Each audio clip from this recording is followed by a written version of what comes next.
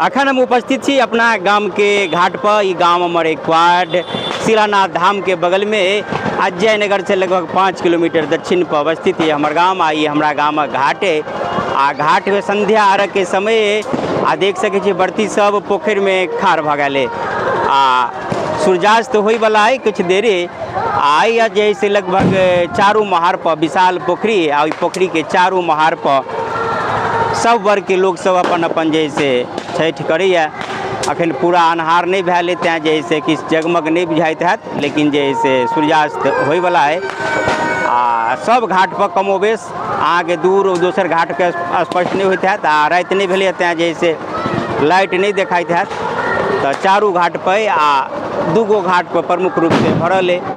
आई second के बगल में जो कार्तिक पूर्णिमा के शिलानाथ धाम के मेला लगे वजह से 2 कदम के बाद NH है, NH के ऊपर पार जैसे या NH के ऊपरों में जैसे कार्तिक पूर्णिमा के मेला लगे जे सब आयल है देखने ही है। उस सेकेंड हट कर शिलानाथ धाम के मंदिर है।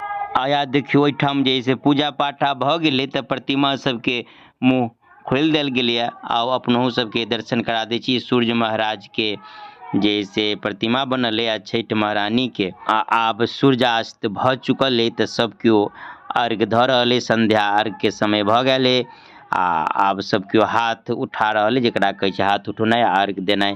देखियो अर्घ देनाइ चालू भ गेल है।